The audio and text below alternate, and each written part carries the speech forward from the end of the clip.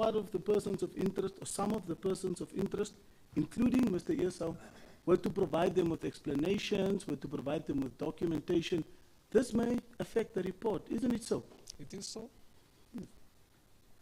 Now, Deloitte, and as you testified, they also were able to hack into the electronic devices of some of the accused persons, correct? I never testify about them hacking. It's I in never- the report. I They never act- testify about that. Okay. To say that they hack.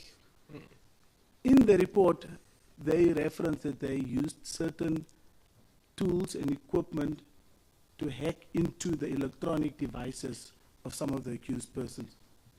I never saw such a word. My lord, my learned friend should not put words which were never used in the report. Can you read the particular page where they said they hacked? They accessed the device, not hacking. Yes. They access the devices, I thank my learned friend. They access the devices of some of the accused persons, correct? That's correct. For that, they did not have the passwords of the accused persons. I know in some devices, the accused persons, they give the passwords to us. Which accused persons? Those whose devices were seized. Because I'm putting it to you that Mr. Ricardo Gustavo did not give his password, nor did Mr. Shaki Shangala,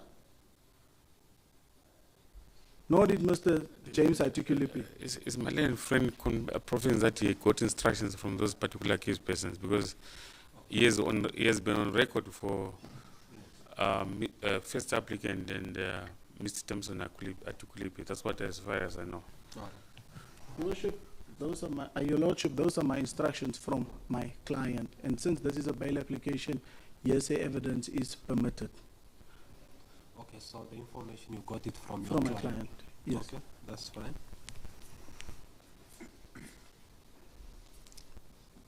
What I have said that is some of them, they give passwords.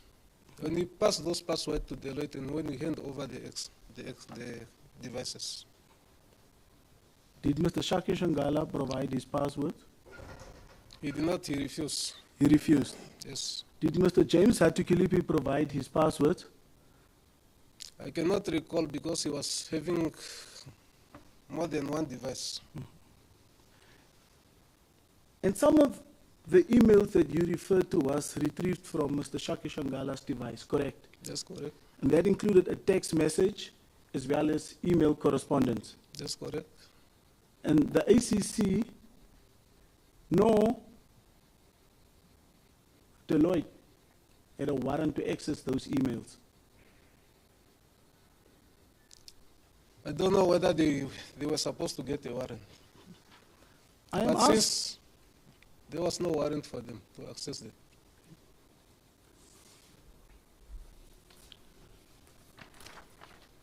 now you testified at length on this particular audit report, correct?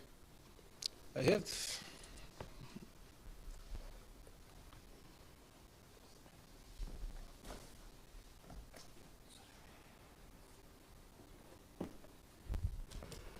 And as part of this particular audit report,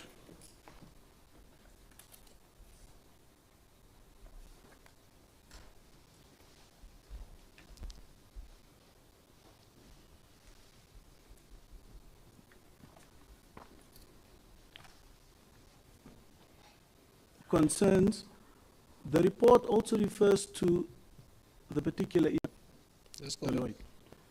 And you now indicated that there was no warrant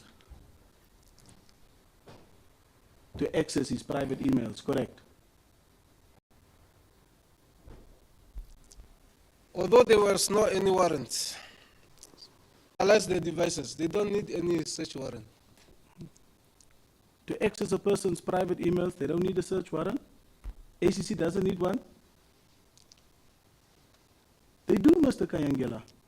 That was not private. Let's be clear on the issue, because I recall there are quite a number of emails. Is it in respect of all emails, or is just in particular to one email, Only those emails that the witness referred to. I believe that the there were ones two. that he Yes. referred to. Okay. Those emails were not private. Because what was being discussed, if he say, recommend somebody for fish call, that cannot be private. Fish call is not his private entity. Mr. Kayangela, it is coming from his private email, correct? That's correct. So his private email, anything that he does in his private email is private, regardless of the content thereof, correct? Yeah, it can be private. And in order to access someone's private emails, you need a warrant, correct? They don't need that. Now, I put it to you that they do. No. And that, Mr. Kayangela, would in fact affect the integrity of the information and the documentation. What is your response? To access, they don't need any warrant. That is my response. We will leave that one for argument. Now, do you still have exhibit XX10? Sorry, XX9. That is part of the audit report. Yes.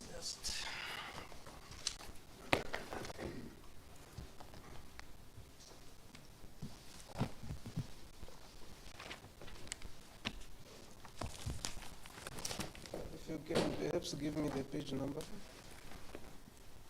It starts with page 116, but I specifically want to refer you to page 168.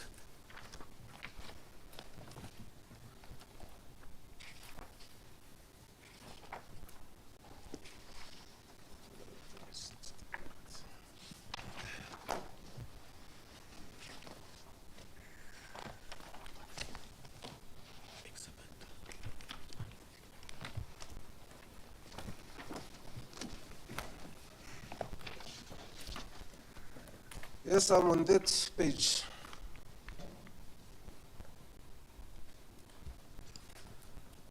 Table 264, are you there? Yes, I'm there. You testified on that particular table yesterday, correct? That's correct. And what it provides for is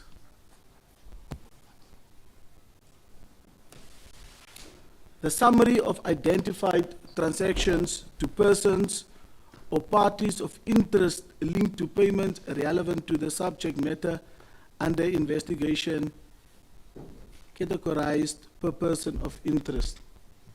That's correct. So what Deloitte then provided for was a summary in respect of what they deemed, what each individual or person of interest, according to them. In total, Yes. he received more than 5 million. More than 5 million was spent for his benefit. Remember, we are now on the report. That's correct. Yes. We are at table 264, Yes. where they've now summarized identified transactions to persons of interest linked to payments relevant to the subject matter. So that includes all payments that are linked to them, correct? That's correct. For which they have benefited from this alleged scheme, correct? That's correct. And what does Deloitte say is the total amount there? Here the total amount is 150,000. That is money that was paid into his personal account or in his farming account. Mr. Kayangela, let me But be... that doesn't mean that he only benefited from this amount. Okay. Let's go to line number 6. Let me be more clear. Line number